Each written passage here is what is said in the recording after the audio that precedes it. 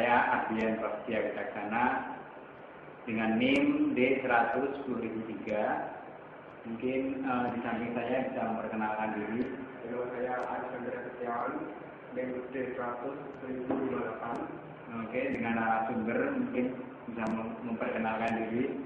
Saya Muhammad Adi Susilo NIM D100.1040. Oke, itu dari kelompok kita.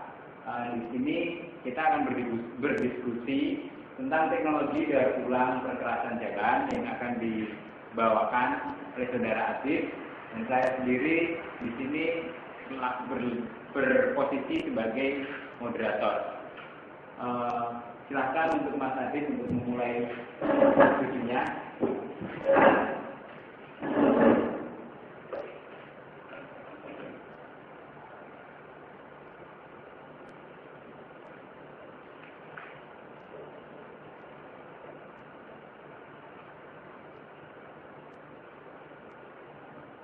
Dari yang pertama yaitu teknologi daur ulang perkerasan jalan. Penjelasan singkat tentang teknologi daur ulang. Teknologi daur ulang adalah teknologi yang membangun konstruksi perkerasan jalan yang mana komponen campuran akhirnya menggunakan material perkerasan jalan lama yang sudah rusak. Ini biasa digunakan dengan bahan tambahan berupa bahan permada atau bahan semen, aspal multi, dan bitumen atau dengan kombinasi lainnya. Teknologi daur ulang sangat tepat dilaksanakan pada jalan yang sudah rusak dan sudah tidak efektif lagi untuk diperbaiki atau digunakan lapis daur ulang di atasnya.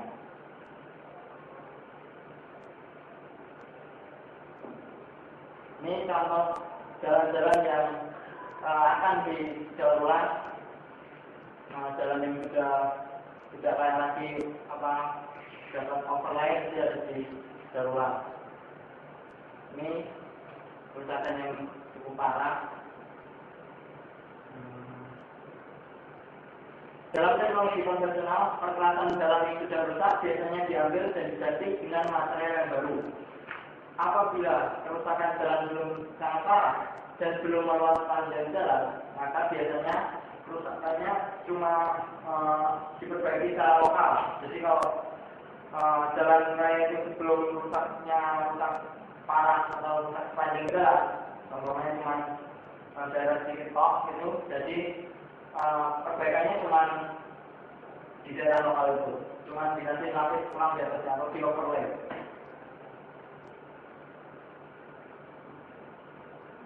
Material perkerasan jalan yang sudah rusak biasanya digali dan dihancurkan baik secara manual atau menggunakan mesin, dan sering disebut sebagai reclaimed asphalt pavement (RAP). Ada yang menyebut reclaimed asphalt framing. Menurut Dahlan, secara historik perkerasan jalan di Indonesia banyak mengalami kerusakan prematur atau cracking jenis AC atau rating jenis HRS. Ini contoh lapisan yang sebenarnya tidak efektif lagi diberi lapis daur ulang atau ini tidak umum kalau dibuat overlay. Kalau dibuat overlay biasanya kalau jalan yang rusak panjang itu harus pakai daur ulang.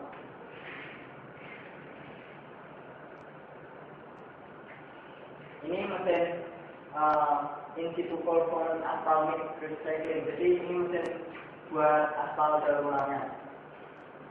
Seperti ini, jadi alatnya jalan, lalu langsung menggerus lapisan lama, lalu menjadikan agregat-agregat atau ditambah aspal, tambah air, lalu menjadi agregat yang baru. Kalau ini inline recycling, jadi lapisan tanah yang lama tadi dibawa ke pabrik untuk diolah, lalu itu dihamburkan lagi ke jalan yang akan didaur ulang lagi.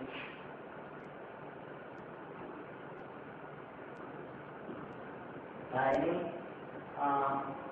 yang dari pabrik tadi yang sudah didaur ulang, yang ditambah material baru, itu dihamburkan di jalan, lalu di compact dipadatkan dengan alat. Karakteristik RAP tadi berbentuk seperti agregat dengan ukuran butiran yang bervariasi. Butiran yang RAP terdiri atas batu agregat atau kumpulan batu agregat yang diselimuti sebagian atau sepenuhnya oleh aspal.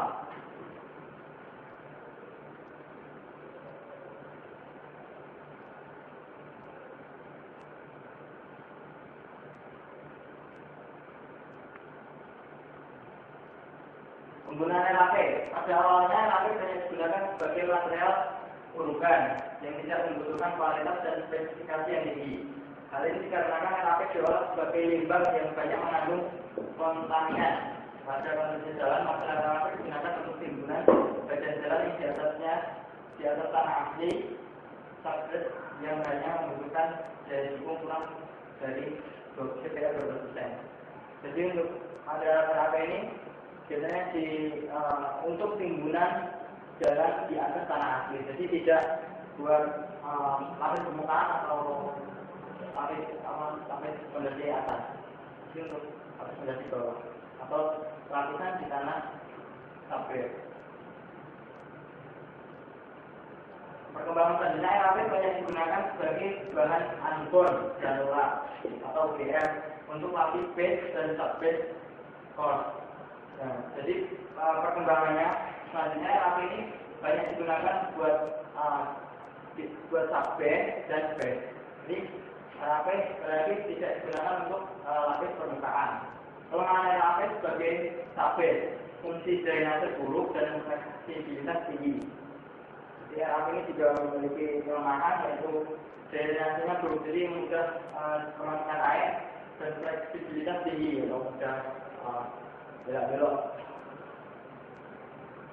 Keunggulannya, RAP sebagai base cost yaitu nilai stiffness-nya tinggi, tahan terhadap deformasi permanen, tahan terhadap cracking. Jadi RAP ini stiffness-nya tinggi, deformasinya permanen, dan tahan cracking. Jadi tidak mudah buat cracking atau patah.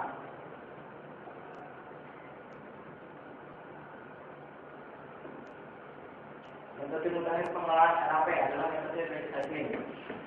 Metode RAP ini ada 3, cosmic, warmic, dan cosmic. Kalau cosmic ini kualitas material lebih oke. Kalau cosmic itu lingkungan lebih oke. Jadi bedanya dan cosmic ini antara kualitas dan lingkungan.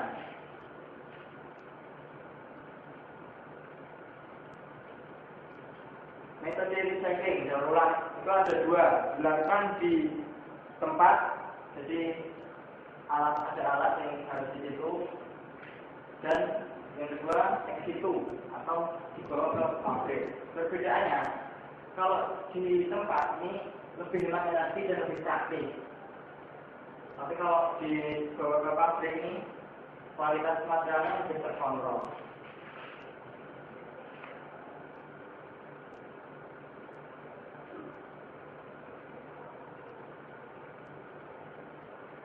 Nah, ini yang terakhir, manfaat teknologi daur ulang. Manfaatnya adalah hemat penggunaan bahan alam karena konstruksi menggunakan bahan bekas, dan hemat energi karena proses pengampunannya dapat dilakukan secara dingin sehingga tidak memerlukan proses pemanasan. Jadi manfaat utama dari proses daur ulang ini ada 2, yaitu hemat karena bahannya itu hasil dari daur ulang, dan hemat energi karena tidak memerlukan proses pemanasan atau bisa dilakukan dengan cosmic. Hemat BBM juga, jadi kalau daur ulang di tempat ini nggak ada biaya transportasi untuk dilakukan bawa ke pabrik. Jadi kalau untuk itu bisa hemat BBM, rendah emisi karena mengurangi polusi dan terjadi global warming.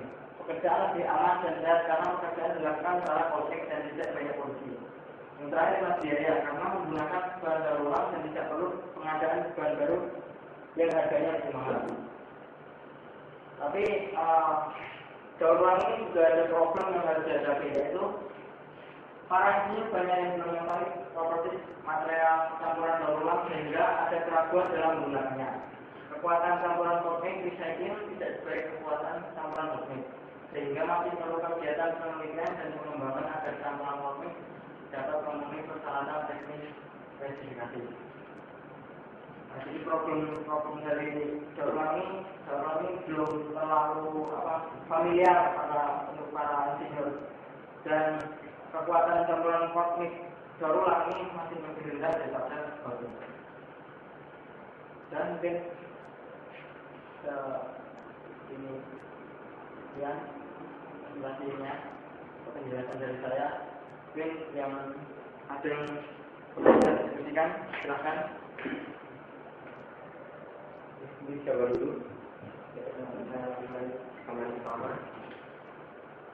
Yang saya tanyakan adalah pada kondisi apa saja itu jalan yang rusak itu layak untuk didaur ulang. Pada kondisi apa saja jalan layak didaur ulang. Dan yang pertama, kalau kerusakannya itu parah dan kerusakannya itu menyeluruh, jadi tidak hanya lokal. Jadi umpamanya satu ruas jalan, semua jalan itu rusak seperti ini. Nah, kalau ini kan masih sebagian yang seperti ini, Mbak. Semua seluruh jalan, satu ruas ini mengalami kerusakan dan tidak layak buat overlay. Jadi tidak bisa lagi dengan overlay. Jadi ini harus didaur ulang. Maksudnya dari overlay itu penambahan lapisan. Jadi kalau ini rusak bagian, jadi cuma ditambal gitu, ditambahin lapisan lebih lagi di atasnya. Jadi cuma sebagian, tidak menyeluruh. Kalau ini itu harus didaur ulang, ini seluruhnya jalan harus diperbarui lagi.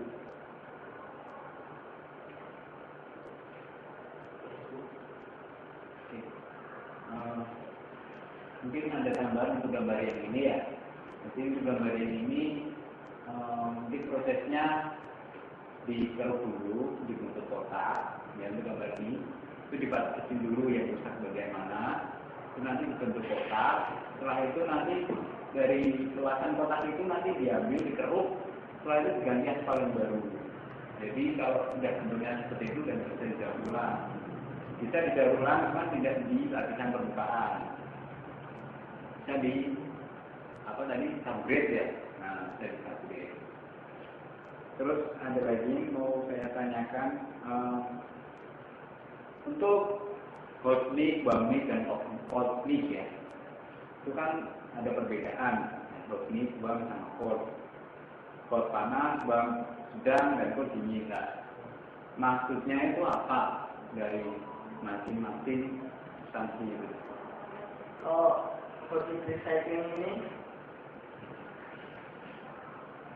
dan aspalnya bisa dipanaskan lalu dicampurkan. Jadi perbedaan dari tiga ini cuma perbedaan pada proses pencampuran agregat dan bitumen. Kalau hot mix ini keduanya pada proses pencampurannya ini agregat dan aspal ini dipanaskan. Kalau hot mix ini pencampurannya dalam keadaan dingin, maka agregatnya tidak perlu dipanaskan. Kalau warm mix ini perpaduan, jadi agregatnya yang panas dan aspalnya yang dingin, gitu. Makanya kalau hot mix ini tidak ramah lingkungan karena proses pembakarannya bisa mempengaruhi lapisan ozon. Oh gitu. Iya. Bisa saya tambahkan. Untuk hot mix recycling itu dibuat dari aspal dan agregat yang baru, sehingga dibuat menjadi hot mix yang baru. Itu biasanya dibuat di blend. Kalau yang cold mix itu dibuat dari daur ulang aspal yang sudah yang lama.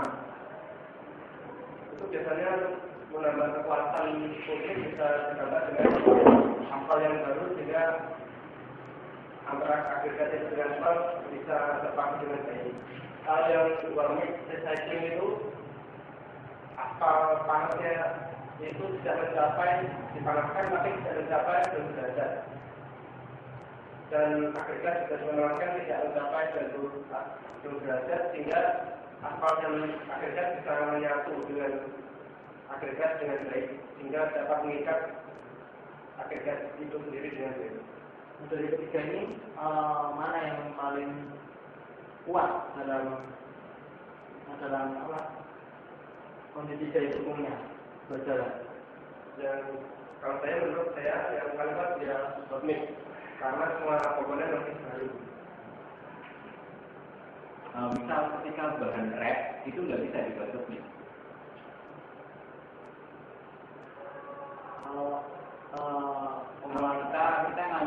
Kita ngambil apa aspal lama itu bisa nggak dibuat hotmix? Apa harus baru? Bisa enggak? Jadi ini enggak harus baru. Jadi kalau prosesnya implant, jadi kan aspal yang lama tadi dibawa ke pabrik dan di sana dipanaskan lagi. Jadi bisa buat hotmix. Tapi bahan yang lama tadi ada campuran bahan yang baru. Gitu. Jadi tidak hanya cuma hotmix ini tidak hanya buat bahan-bahan yang baru, jadi bahan lama pun juga bisa dihotmix dengan tambahan bahan yang baru. Jadi ditambah pada baru atau ditambah dengan baru. Kalau menurut saya mengaktifkan dari kata hot, warm, dan cold. Nah, jadi mau itu bahan rep atau itu bahan baru, saya kira itu bisa juga hotmix. Mau itu dapat tambahan atau tidak dapat tambahan, saya kira itu juga bisa dapat hotmix. Itu pendapat saya. Itu tinggal ketika bahan itu dicampur agregat dengan aspal pada suhu hotmix. Suhu hotmix yaitu suhu agregat 120 ya kalau tidak salah, terus dicampur 140 ya, agregat 140 ditambah aspal dengan suhu 150 derajat, terus dipanaskan sampai suhu 180 ya. Itu dalam kondisi hotmix, entah itu bahan dari rep atau entah itu bahan dari baru. Itu kalau menurut saya. Kalau sama warm sama cold itu beda di suhu aspalnya. Kalau di hot itu suhu aspal, itu suhu aspalnya saya kira 100 derajat lebih. Itu satu campuran. Satu campuran ya, saat awalnya itu diambil saat pelayanan itu 50 sampai 60 derajat. Yang panas itu agregatnya sampai 140 derajat. Oh iya. Berarti kalau warm itu agregatnya dipanaskan tidak sampai 100. Nah, terus campur aspal, kalau cold agregatnya tidak dipanaskan. Jadi feeling saya itu dari ketiga itu mau itu rep atau mau itu bahan baru tetap bisa dibuat seperti itu. Cuman yang saya tanyakan tadi dari bahan rep itu penjelasannya ketiga step itu gimana? Tadi aku jelaskan. Terus dari ketiga itu stabilitas yang terbaik di hotmix. Iya. Yang kedua berarti di hotmix ketiga hotmix.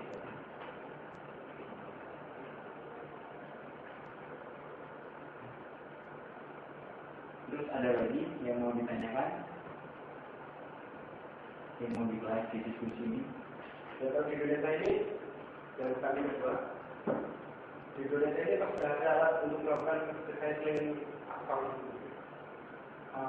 Menurut saya sekiranya belum. Jadi belum bukannya enggak ada, tapi belum umum kalau di Indonesia itu melakukan dengan recycling. Karena emang alat ini belum tersedia di pasaran, belum tersedia pasaran luas di Indonesia ini. Jadi masih jarang digunakan. Cuma kendalanya darurat ini cuma ada di alat. Ini nanti tolong dilihatkan karena mengenai dari sama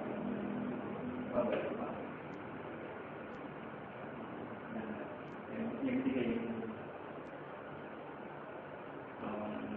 itu ada kata komitmen.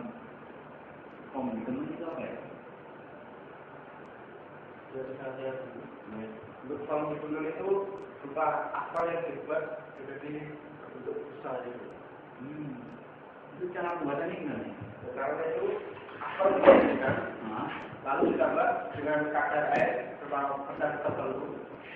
Lalu dengan aspal itu, air yang dipanaskan itu kan menjadikan uap.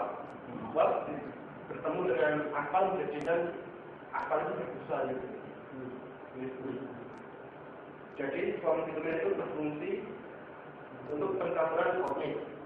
Jadi komitmen saat dicampurkan dengan agregat itu bisa menyelimuti seluruh agregat sehingga antara agregat itu bisa saling menguji dengan aspal khusus komit ya? Iya, Khusus komit. Jadi kalau komitmen dipakai di bank sama hot nggak bisa? karena kalau hot itu kan sudah dipanaskan sendiri asalnya. Kalau yang komit agregatnya sudah dipanaskan, jadi agregat sama aspal itu sudah saling mengikat sudah bisa. Jadi digunakan untuk komit.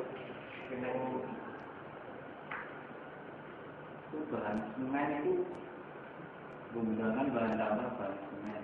Jadi dicampur semen gitu ya?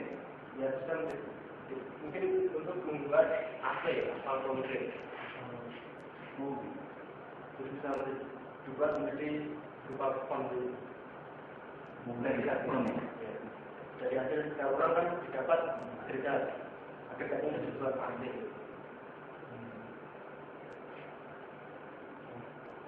jadi terima kasih semuanya ini sudah jelas.